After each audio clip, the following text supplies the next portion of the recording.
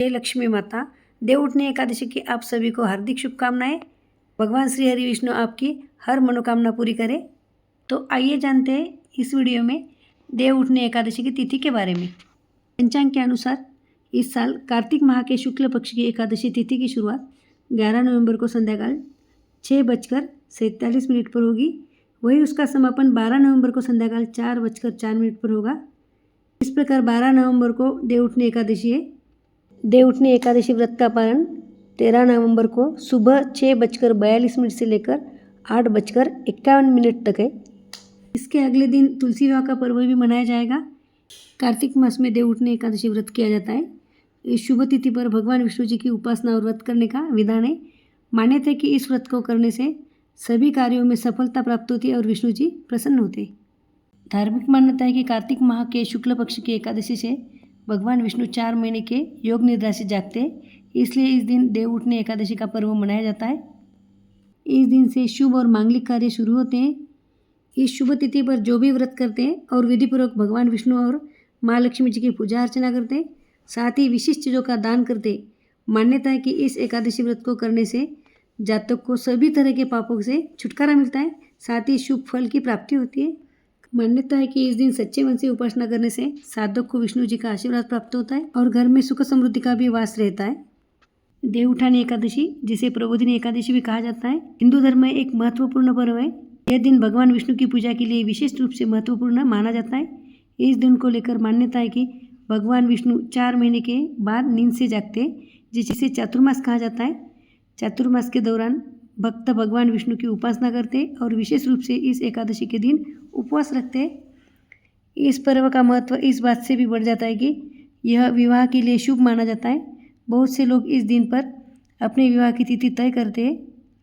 देव उठानी एकादशी के दिन भक्त विशेष रूप से उपवास रखते हैं और भगवान विष्णु की आराधना करते हैं।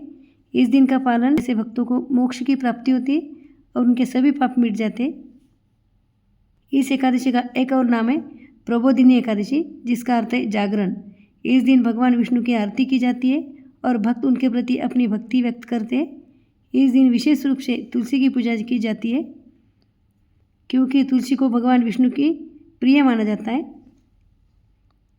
इस दिन कई लोग विशेष भोग अर्पित करते हैं, जैसे कि मीठे चावल, फल और अन्य स्वादिष्ट व्यंजन।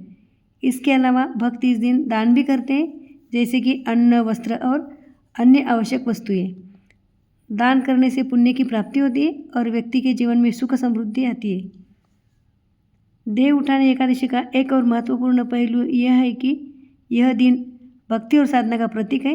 भक्त इस दिन ध्यान और साधना में लीन रहते हैं। इस दिन का पालन करने से व्यक्ति की आत्मा को शांति मिलती है और वह अपने जीवन में सकारात्मक महसूस करता है। इस पर्व का धार्मिक महत्व भी है। मान्यता है कि इस दिन भगवान विष्णु की पूजा करने से भक्तों के सभी दुख दर्द दूर हो जाते हैं। भगवान विष्णु को पालक और सृष्टिकर्ता माना जाता है और उनकी कृपा से भक्तों के जीवन में सुख, शांति और समृद्धि आती है। इस एकादशी का पालन करने के लिए भक्तों को कुछ नियमों का पालन करना होता है, जैसे कि इस दिन सुबह जल्दी उठकर स्नान करना, व्रत रखना और भगवान विष्णु की पूजा करना। इस दिन अन्य तामसिक भोजन से दूर रहना चाहिए। देव उठानी एकादशी का पर्व भारत के विभिन्न हिस्सों में अलग अलग तरीके से मनाया जाता है।